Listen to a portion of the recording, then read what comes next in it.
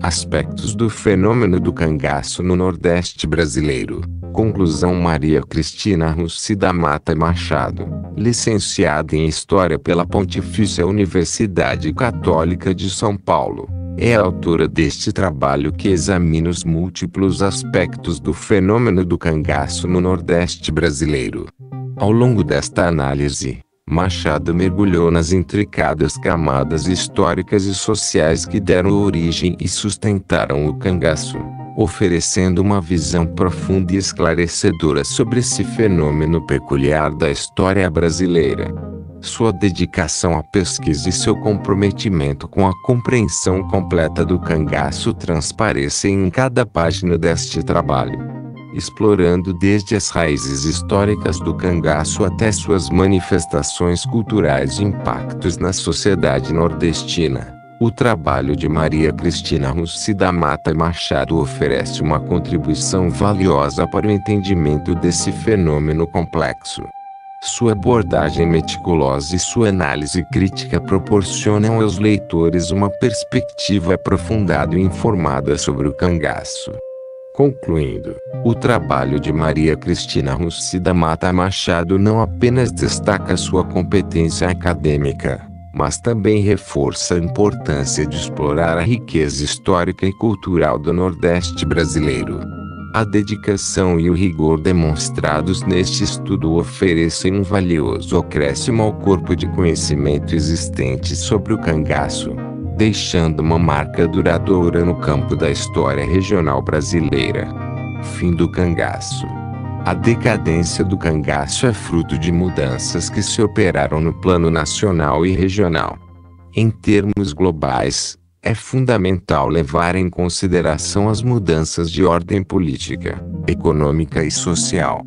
Com a Revolução de 1930, a política brasileira passou por transformações mais aparentes do que reais, em termos de alterações econômicas e sociais, subida e melhoria das classes mais pobres em detrimento dos ricos, etc. Ainda que as oligarquias, aparentemente, se mostrassem solidárias com o poder central, na verdade a intransigência de Washington Luiz, no tocante à política cambial e cafeeira, dava causa à desagregação da homogeneidade das classes conservadoras, em torno da presidência da República.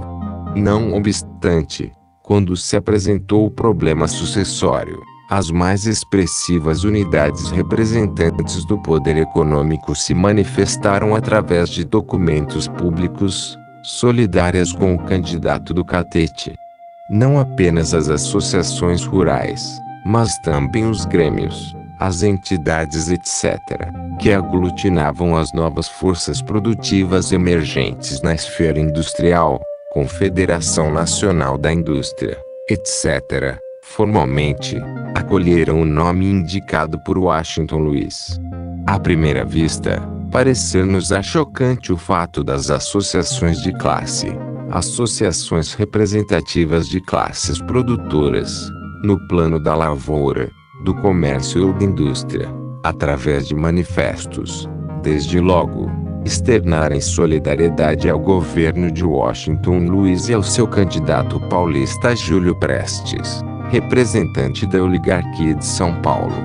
Contudo, compreender-se-á essa atitude se examinarmos a tradição política da República, cujas origens mostram a constante solidariedade ao poder central, expressão dos interesses globais de uma estrutura agrária politicamente representada pelos partidos republicanos, traduzindo os interesses oligárquicos regionais. Tenha-se em conta que o processo de diferenciação econômica, mesmo nos albores da Revolução de 30, não lograra definir-se em vertentes autônomos, isto é, agrarismo e industrialização. Esta última, nada representava em nosso balanço de pagamentos, então altamente deficitário, que, sobretudo no café, encontrava minguados recursos para atenuar esse desequilíbrio de vários países da América Latina, dado o caráter dependente da economia de toda essa parte do hemisfério ocidental. composto de países exportadores de produtos agropastoris, matérias-primas, matérias extrativas. Contudo, é preciso acentuar que os anseios de renovação da estrutura econômico-social desses países retardatários, entre os quais situava-se o Brasil, volta e meio emergiam através de movimento de contestação armada. Especificamente no Brasil, a Revolução de 30, precedida de uma série de rebeliões, traduz uma das chapas mais expressivas, pois se situa num dos pontos culminantes de um processo iniciado em 1922, e que engendra o que a história viria a chamar de tenentismo. Embora a liderança, de fato, do movimento, fosse de ordem militar, a contribuição civil ainda que caudatária se fez também presente. Fato da liderança ser militar explica-se por vários motivos. 9. As Forças Armadas eram um estamento que, apesar de talado por contradições internas, representava uma unidade não existente entre as chamadas classes conservadoras distribuídas ao longo do território, pelas várias oligarquias. O Brasil mal entrava pela senda da urbanização, o que implica o predomínio das áreas rurais sobre as cidades. 39. A industrialização, ainda incipiente, limitando-se praticamente ao ramo têxtil e alimentação, não havia gerado, na medida reclamada, um proletariado capaz de impor-se como força social, ainda que se considere o fato de o decênio do século ter assistido, seu término, a um dos acontecimentos mais significativos da história contemporânea que foi a Revolução Russa. A todo passo, se vêem próceres das classes conservadoras evocando o espectro do comunismo, como ameaça presente, com o propósito de justificar a necessidade da pacificação entre suas várias facções oligárquicas, em choque com interesses regionais. O governo, ainda que propendesse para o agrarismo, contava com as classes produtoras em seu conjunto. Isso ocorria porque estas viam nas manifestações dos anseios populares pela liberdade, expressos pelas frequentes rebeliões ameaças à estrutura econômico-sociais vigentes. A tradição de vitória do grupo no poder era considerada, também, um fato inelutável. Daí toda a fase que precede a chamada Revolução de 30 ser marcada por documentos públicos das entidades da classe produtora, contendo declarações de solidariedade ao situacionismo. O presidente era, de fato, o coordenador das oligarquias, através dos partidos políticos e chefes regionais. Quando a crise econômica internacional de 1929 começou a ganhar corpo, as medidas de Washington Luiz para reduzir suas consequências, no Brasil, com a modificação da política cafeeira, já não poderiam contorná-la nas dimensões necessárias, em face da intransigência anterior. O fluxo missionário, para a sustentação dos preços internos do café, teve pronta consequência sobre o nível de vida das parcelas dos setores desafortunados da população brasileira, criando um mal-estar generalizado, capaz de robustecer a onda de descontentamento com o regime, já acentuada, no início do decênio dos 20. As várias tentativas insurrecionais, que ganham corpo particularmente em 24, fixam sua linha ascendente, criando o que se chama de tenentismo, sem contudo transpor os limites dos quadros políticos e institucionais. O descontentamento popular é sentido pelas várias facções oposicionistas, que se esboçam mais em termos políticos que sociais, quando se apresenta o problema sucessório, ainda que Getúlio Vargas, candidato da Aliança Liberal, veja, sobretudo na solução da crise cafeeira, a terapêutica imediata para a cura dos graves males que afetaram a nação. O próprio tenentismo, que se agrupa em torno do candidato da Aliança Liberal, afora pouquíssimas exceções, não tem à sua frente outras perspectivas senão as de natureza política. sob a bandeira desfraldada pelo gaúcho Assis Brasil, representação e justiça, estava a panaceia para a terapêutica dos males que afligiam o país. Imposta pelas armas a vitória de Getúlio Vargas, em outubro de 1930, nenhuma medida radical para uma reestruturação da base econômico-social do país foi tomada. As oligarquias regionais, imperantes até 1930, quando muito, sofreram arranhões de superfície, mas de fato, não viram seu poder econômico reduzido, dado que era ainda o café, e outros produtos agropastoris e extrativos, que determina Getúlio Vargas, embora cercado pelo calor do entusiasmo popular, ao desencadear a Revolução de 30, teve como esteio não os grupos oligárquicos, que compunham as chamadas classes conservadoras, mas o tenentismo, que, embora ideologicamente contraditório e mesmo marcado em largos setores por um cunho autoritário, oferecia novas perspectivas para a saída da crise econômica que abalava o país.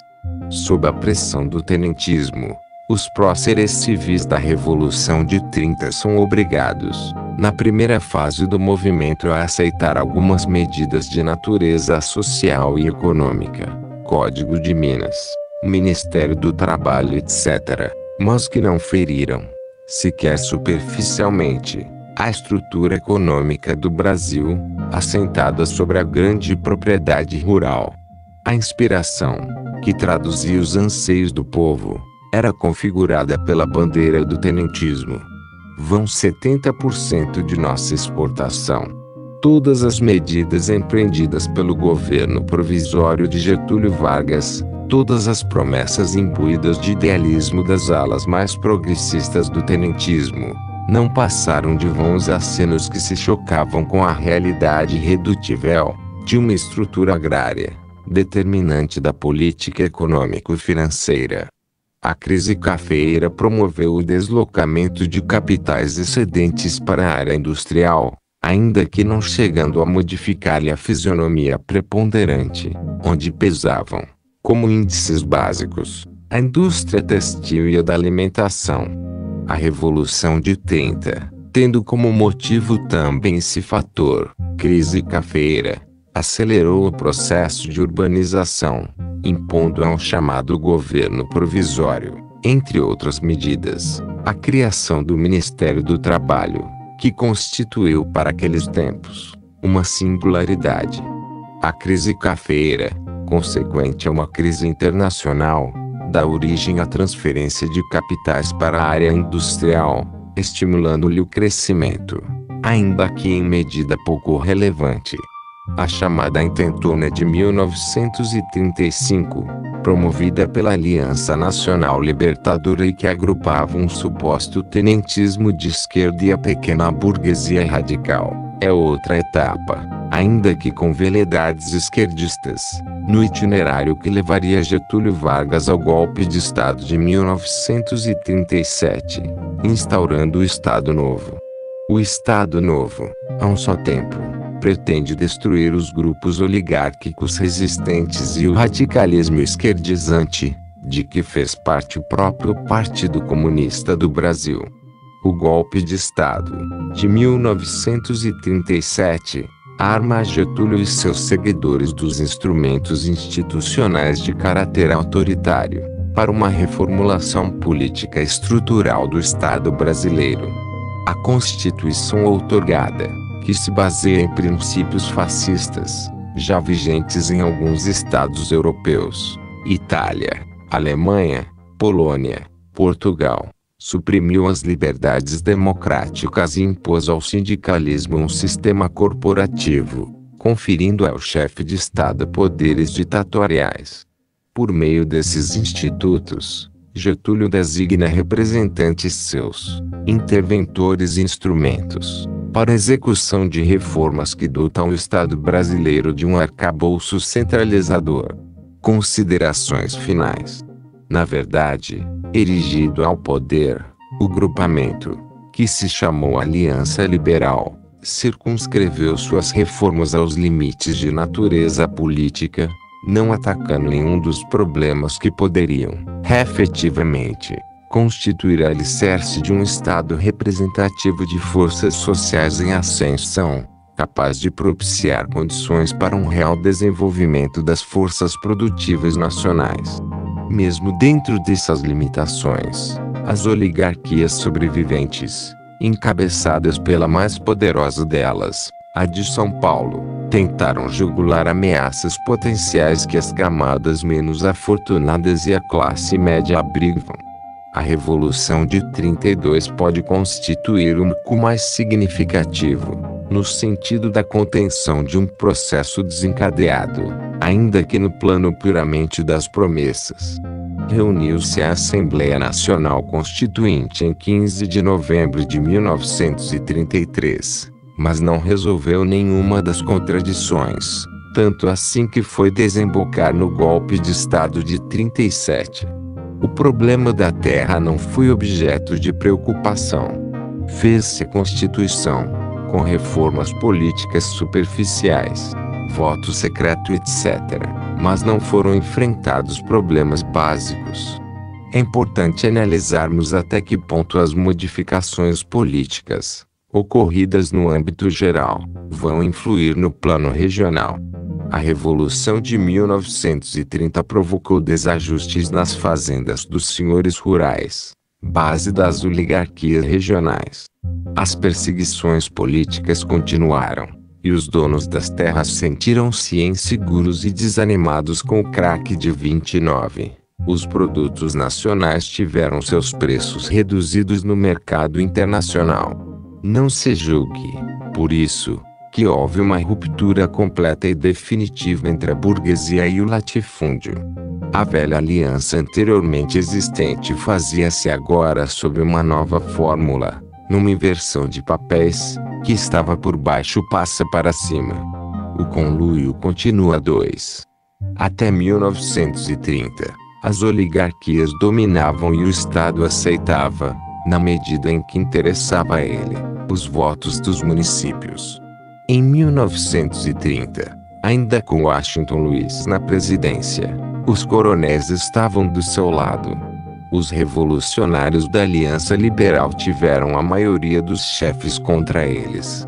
Quando irrompe o movimento armado no Sul, um jornal da Bahia comentou: os coronéis Franklin Albuquerque e Crácio de Matos, que há anos com tanta eficiência coçaram na zona sertaneja as tropas rebeldes de Luiz Carlos Prestes, já organizaram, cada qual, 3 batalhões com efetivos de 500 homens cada. Do coronel Franklin, o presidente da República recebeu um telegrama nestes termos, obedecendo à orientação do senador Pedro Lago, deputado Simões Filho e do doutor Geraldo Rocha. Organizei um batalhão para a defesa da legalidade e do respeito aos poderes constituídos. Neste posto V. Cia. Me encontrará como de costume 3. Com a ditadura de Getúlio, configurada no Estado Novo, não haveria mais necessidades dos coronéis darem votos ao Estado.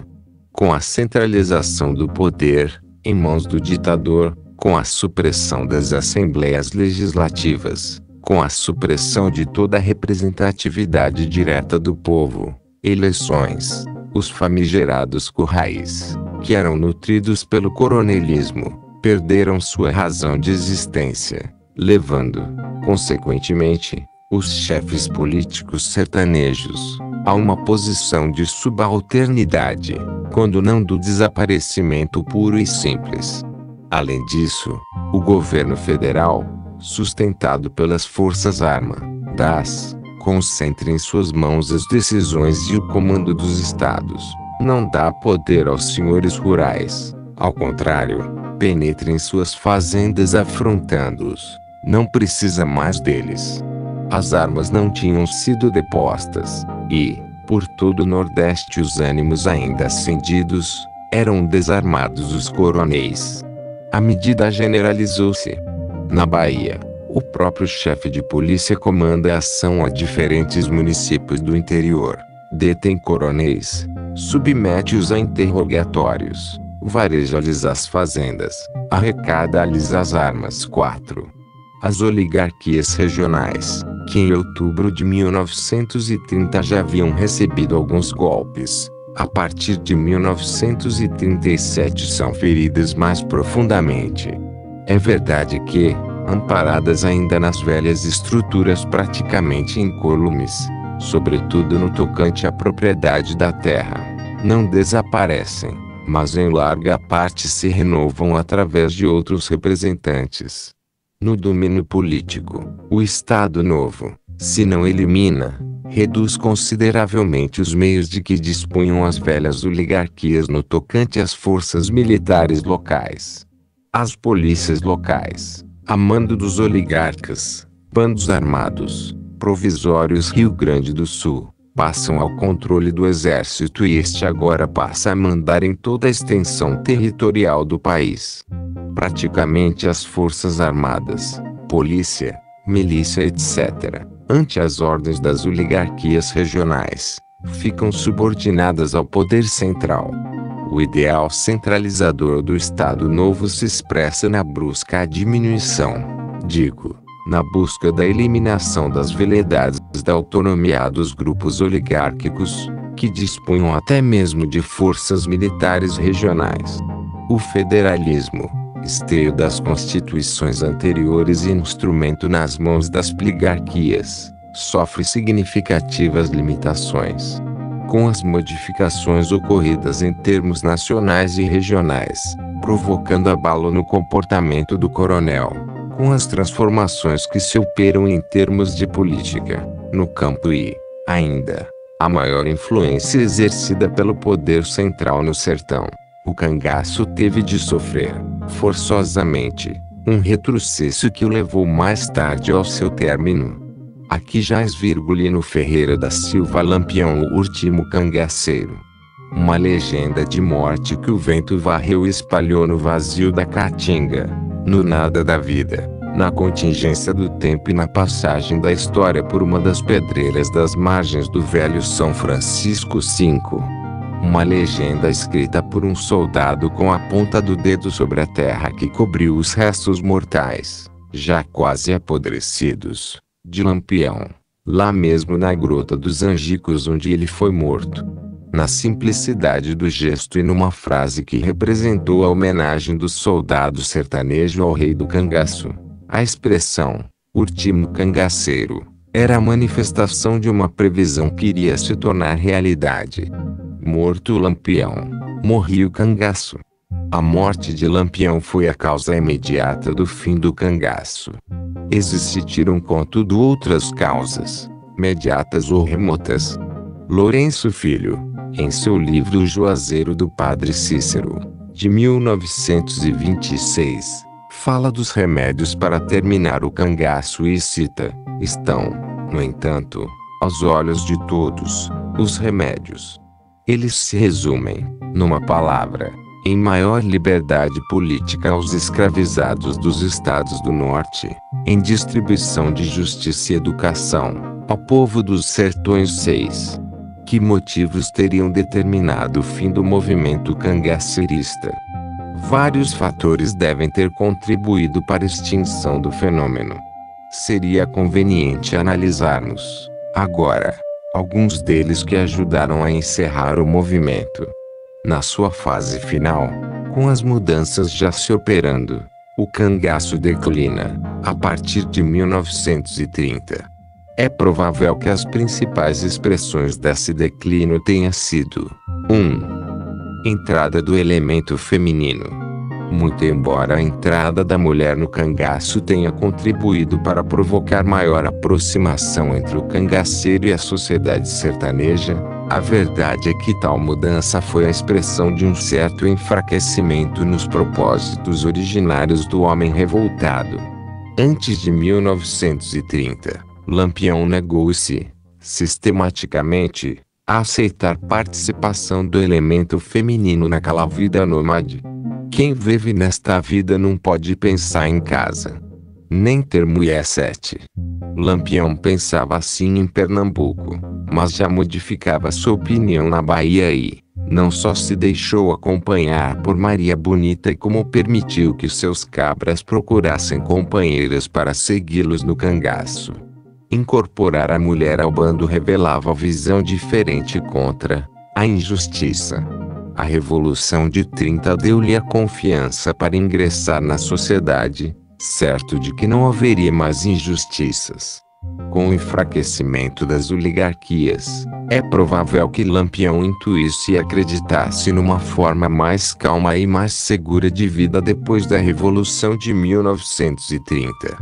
Isso parece confirmar-se no fato de haver Lampião, depois de ter Maria de Déia como sua companheira, procurado por si ao abrigo das perseguições, permanecendo 11 meses em inatividade, na fazenda Capim, no município de Porto da Folha, estado de Sergipe, tendo feito um acordo com um sargento, que estava com um destacamento em uma cidade próxima, a fim de não lhe dar combate. Lampião por sua vez ficaria tranquilo em seu coito.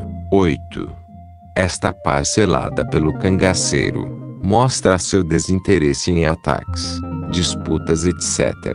Possuir uma amante permanente foi o primeiro erro de Virgulino Ferreira, ato que deu lugar a que os seus subchefes quisessem também gozar do mesmo direito. Daí por diante abriram-se as fileiras da família maldita do crime para o ingresso e permanência de mulheres de todo o quilate. Só de Sergipe, da zona de Poço Redondo, contam-se Rosinha, Aldina, Enedina, Cira e Auréa, estas duas últimas, irmãs. Por fim, a terrível e diabólica pernambucana Dadá, mulher de Corisco 9. Esse comportamento demonstra que o cangaceiro já não suportava levar essa vida agitada pelas lutas constantes, sem a companhia de uma mulher que lhe proporcionasse uma existência a dois.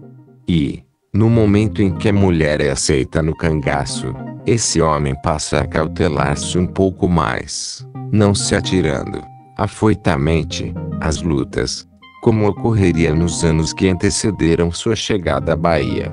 Agora ele necessitava de se resguardar e dedicar-se mais a uma companheira, que dividia com ele as dificuldades daqueles passos arriscados. Os cangaceiros começaram a procurar frequentemente os coitos, e suas atividades visavam, mais objetivamente, a subsistência. Não há pois como negar que a permanência da amante de Virgulino Ferreira nas hostes do banditismo modificou, de leve, a estrutura da organização sinistra. Lampião tornou-se mais esquivo, menos audaz nas arremetidas, amolentando assim a rigidez férrea que sustentava o segredo da invencibilidade daquela estranha sociedade. Maria Bonita escondia-o para sua paixão, prendeu-o às suas carícias, distanciando-o do perigo de perde-lhe 10. Segundo nosso entender, não se tratava disso. Na verdade, a integração das mulheres no bando traduzia um novo estado de espírito. As condições histórico-sociais eram diferentes. Com a Revolução, os cangaceiros acreditavam que iam ter paz, tranquilidade. Com o coronelismo desmantelado, não havia mais necessidade daquela vida. Estavam cansados, queriam mudar, queriam novamente fazer parte da comunidade. 2. A motivação ao cangaço. A entrada de Lampião no cangaço foi impulsionada por motivo muito forte. Mataram seus pais e ela precisava vingá-los. O mesmo ocorreu, anteriormente, com Antônio Silvino, cujo pai foi assassinado numa emboscada. Assim, vamos encontrar uma série de outros elementos que buscaram o cangaço como forma mais objetiva de justiça contra a morte de familiares, roubo de terras e violências sexuais praticadas contra parentes. Com o crescimento da fama de Lampião e com o recrudescimento do cangaço, surgiram as medidas governamentais para combate-lo. As volantes, soldados contratados pelos representantes dos poderes públicos, agiam no sertão. passaram a perseguir os cangaceiros, na esperança de poder extinguir o fenômeno. E como, na concepção estreita dos comandantes das volantes, cada solitário habitante da zona infestada pelo cangaço podia ser um coiteiro, as torturas, as surras de pinhão, desabavam sobre todos, inocentes e culpados. Como resultado dessas medidas extremas nasceu e cresceu no peito daquela gente um ódio de morte aos representantes da ordem pública nas caatingas. Entre eles criou-se uma aliança, um contrato de solidariedade coletiva, vingar-se das tropas do governo.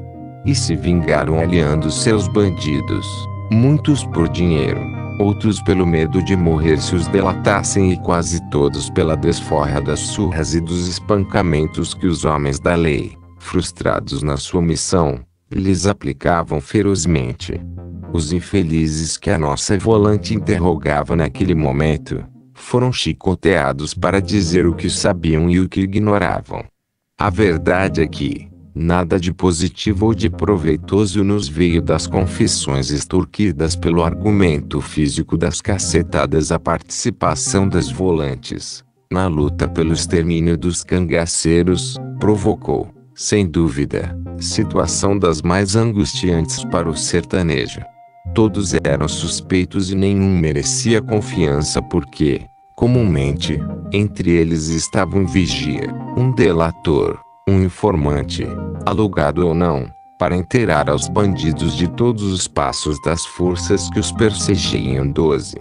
O sertanejo, que já se espantava muitas vezes com a figura do cangaceiro, passou a viver entre dois fogos, o da volante, que espancava, para saber a pista dos revoltosos, o do cangaceiro que não perdoava os delatores. Em função disso, passou a nascer um novo tipo de cangaceiro, que era o homem que fugia do massacre das volantes, ou que se revoltava contra elas, entrando no cangaço para vingar-se. Esse foi um novo tipo de cangaceiro incorporado, em grande escala, aos grupos que se espalhavam pelos sertões nordestinos.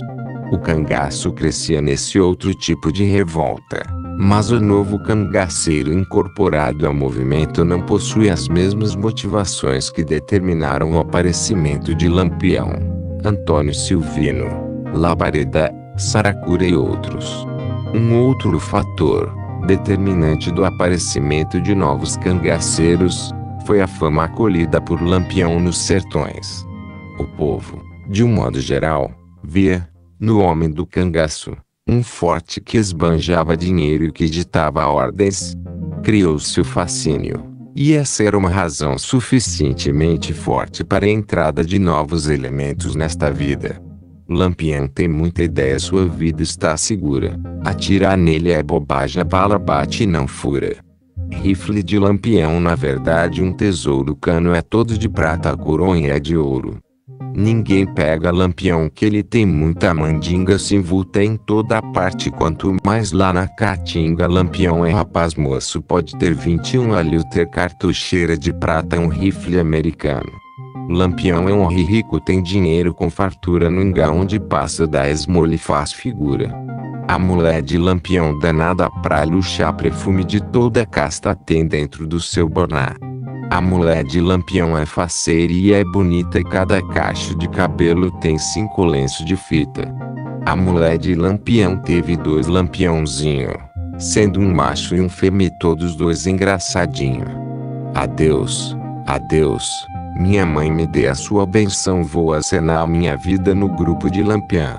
Chapéu de Lampião bonito, é enfeitado, tem prata de toda a banda, tem ouro de todo lado.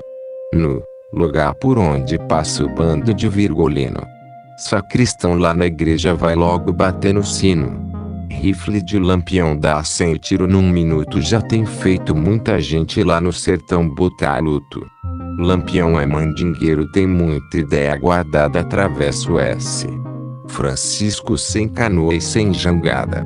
Lampião S. Francisco atravessa onde quer, a pinranha cai o dente, perde a força o jacaré. O rio de S. Francisco no seu mais fundo lugar. se abre em toda a largura para Lampião passar. Nos primeiros 10 anos de cangaço, Lampião preocupava-se, sobremaneira, com os elementos que o procuravam, então os aceitava se não houvesse um motivo muito forte. Com o crescimento do cangaço, entretanto, e com a subdivisão dos grupos, não lhe foi possível fazer qualquer seleção. Podemos dizer que muitos cangaceiros atuaram naquelas regiões sem ter tido a oportunidade de conhecer Lampião. O cangaço passou a ser um refúgio para os oprimidos pelas volantes, para os fora da lei, como também para aqueles que sonhavam com a boa vida e a fartura. 13. Essas novas perspectivas desvirtuaram, certamente, o cangaço nos seus aspectos mais originais. Os novos elementos que se engajavam na vida do mato, nem sempre carregavam aquelas condições que levaram outros cangaceiros ao movimento. Para reforçar tal observação, considere-se o episódio que ocorreu depois da morte de Lampião, quando o governo resolveu conceder anistia aos que continuavam na luta. Muitos deles se entregaram à polícia, vestiram-se de volantes e foram perseguir os companheiros mais velhos, que se recusaram a aceitar as condições de paz propostas pelo governo à volante e à metralhadora. Claro que existiram outras razões menos fortes, mas que ajudaram também o término do cangaço. A criação das volantes, se de um lado provocou um clima de maior violência no sertão e o consequente surgimento de novos cangaceiros, de outro determinou menor sossego aos próprios cangaceiros. A perseguição anteriormente era feita pela polícia, sem especificação de elementos talhados para aquela tarefa. Percebeu contudo o governo que, para lutar numa região de tão difícil acesso, somente outros sertanejos, acostumados ao rigor do clima e dos caminhos tortuosos, poderiam fazê-lo.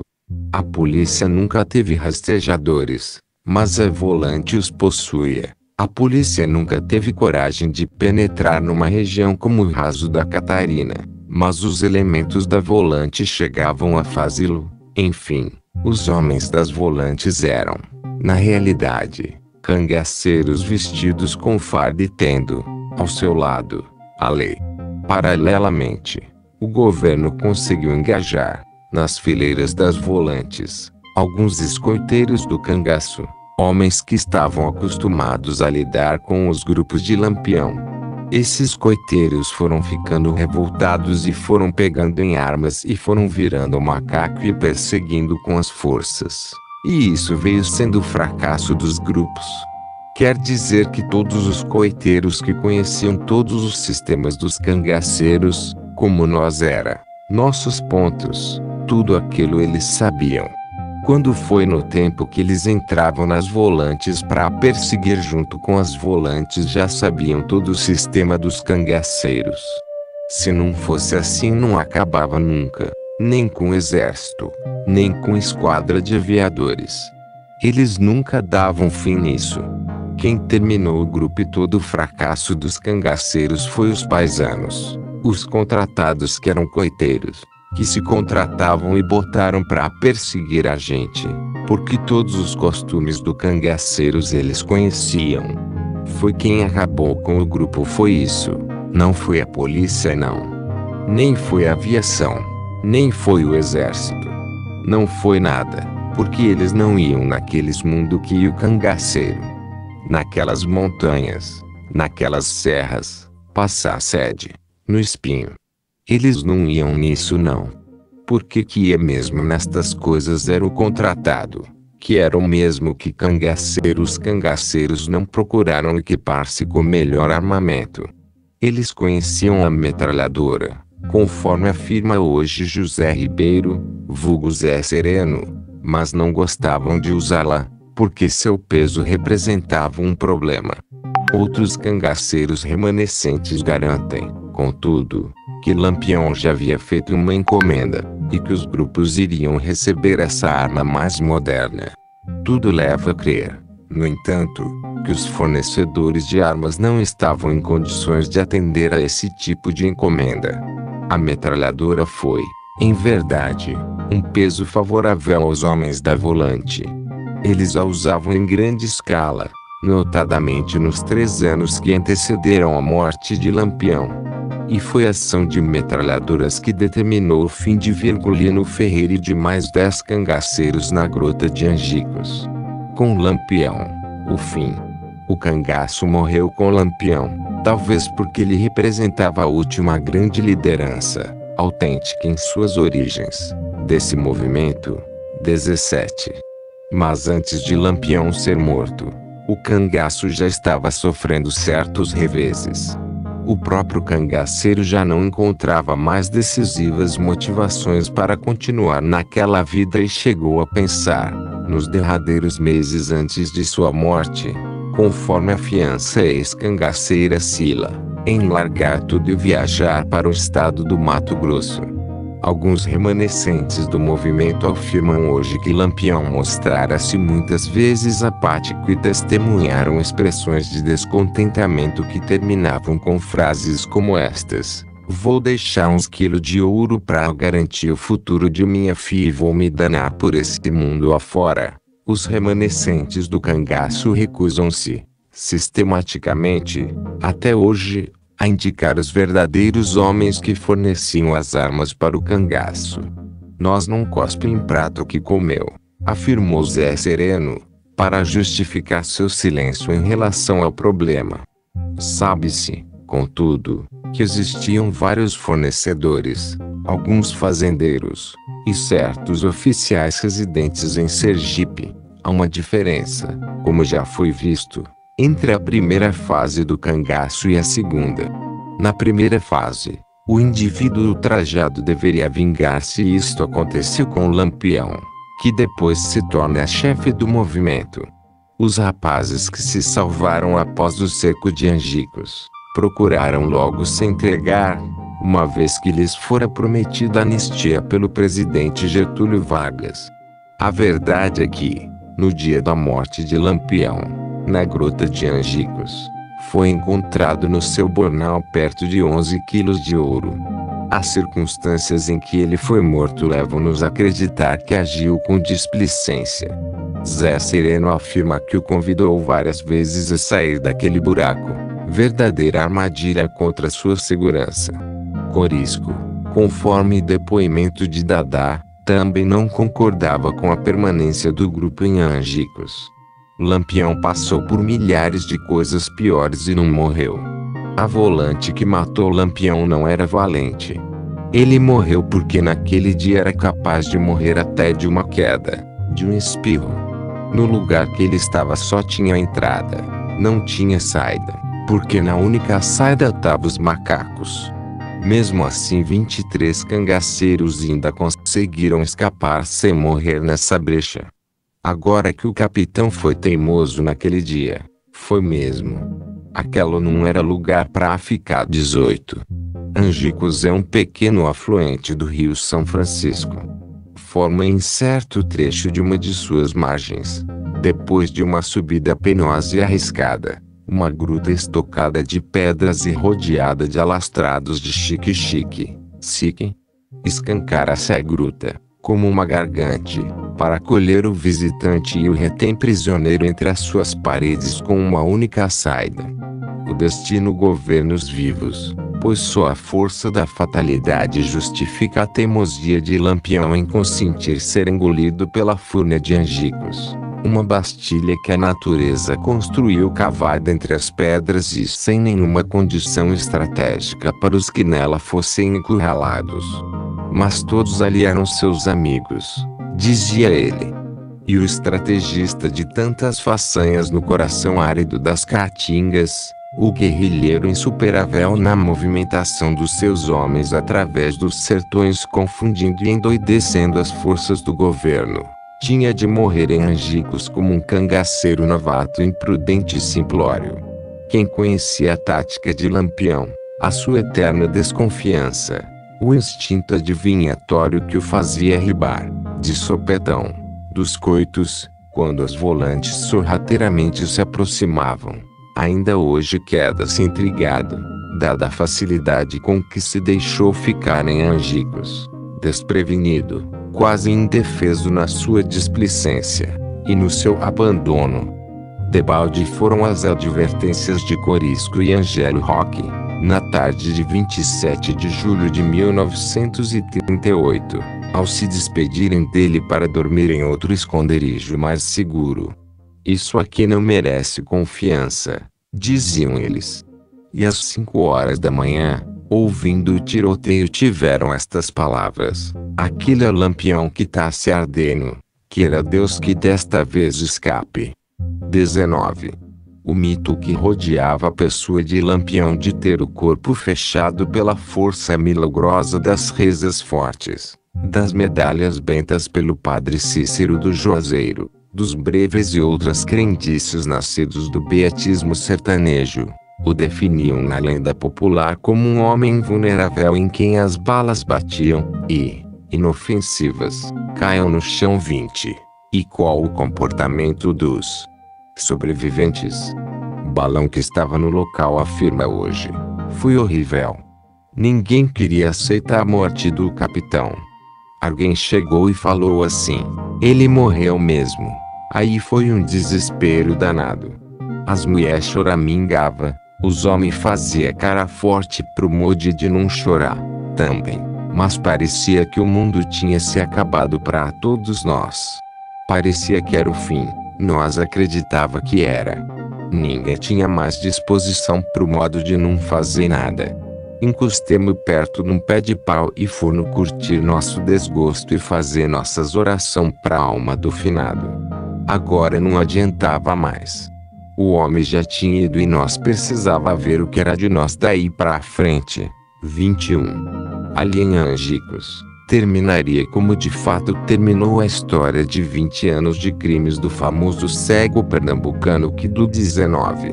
O autor deve ter confundido os fatos, uma vez que Corisco, na tarde do dia 27 do mesmo mês, tentou conseguir uma canoa para atravessar Rio São Francisco e se encontrar com o Lampião em Angicos. Descobre que não havia nenhum barco. Todos tinham sido utilizados por colantes para atravessar rio e chegar rumo a Angicos. Pela manhã, ouviu tiros que denunciavam mais um cerco em que caíam os cangaceiros. Mas, quando o fogo cessou, depois de apenas 40 minutos, espiou notícias, soube da morte do chefe Lampião. Não pensou mais em atravessar. Esperou alguns dias, pois tinha certeza de que a região estava cheia de volantes. Só depois conseguiu levar a cabo a vingança planejada. Depoimento de Sérgia da Silva Chagas, vulgo Dadá, durante 10 anos enlutou o Ceará, Rio Grande do Norte, Paraíba, Pernambuco, Alagoas e em outros 10 anos lavou de sangue Bahia e Sergipe. Para um bandido do porte de Lampião a sua morte foi vulgar, o seu fim sem os lances emocionantes que era de se esperar, foi um fim banal. Um assassinato à traição e nada mais.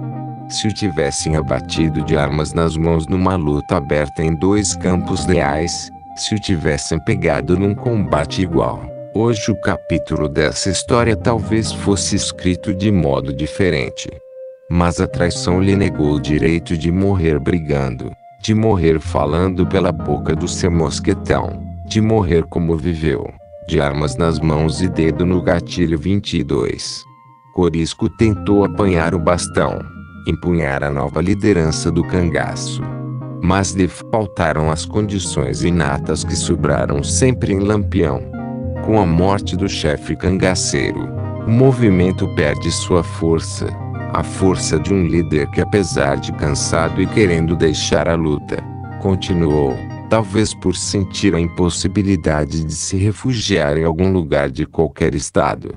Seus companheiros permaneceram a seu lado, até o momento em que o chefe, não mais existindo, sem uma razão forte para continuar, vingança, e sabendo da anistia decretada pelo presidente aos remanescentes do movimento, deixaram a luta e o cangaço morreu. Conclusão. O poder econômico representa, portanto, na estrutura estatal, um valor que deve ser levado em consideração. Pela força econômica, o coronel se vai impor como força política. Isto porque, alicerçado em bases econômicas produtivas, de bens exportáveis, ele se vai firmando junto ao Estado que precisa dele, seja ele quem for, não importando o tipo de caudilho, contanto que domine a área para o Estado, para o qual é importante esse domínio, porque o poder econômico é fonte de renda.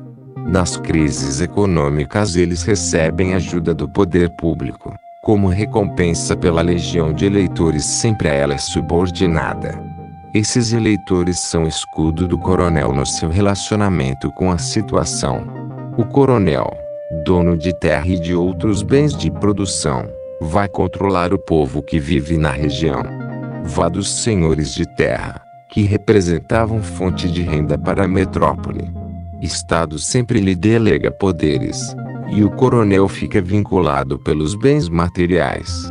Temendo a ruptura do seu poder, e a consequente subida de um concorrente político, outro coronel manda seus filhos ou protegidos estudar em faculdades de direito, para que se tornem futuros defensores de seus interesses, tanto na Câmara Municipal como na Assembleia Legislativa. É a época dos bacharéis. A fragmentação das terras, e a consequente concentração da propriedade fundiária, determinaram as lutas de grupos no Nordeste.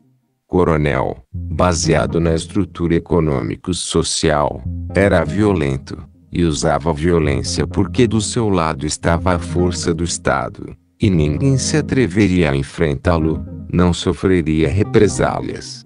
Somente os cangaceiros, homens que representavam no sertão a bravura pessoal e ofensiva, rebelaram-se contra as violências do coronelismo. Anexo 1. Considerando que o fenômeno do cangaço ainda tem representantes vivos, foi possível realizarmos uma pesquisa empírica.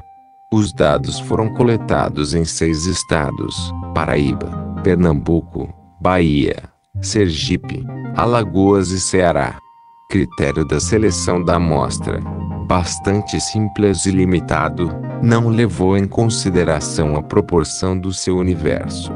Um estudo que visa compreender o que tinha maior relação com o assunto e, por isso, era necessário que fossem entrevistados sertanejos com mais de 60 anos, de preferência, relacionados com os cangaceiros e que tivessem vivido na área de influência do cangaço. Daí o estudo feito em 2 níveis. Num deles, para coletar dados, realizamos entrevistas, ouvidas e gravadas pessoalmente. Num segundo momento, utilizamos a técnica de questionários, submetidos a 68 pessoas. Questionário tem 2 partes. A primeira visa mostrar o aspecto econômico e social da área, a solidariedade e a anomia. A segunda parte tem como objetivo conhecer os reais motivos da entrada e permanência no movimento. É apresentada em 2 aspectos.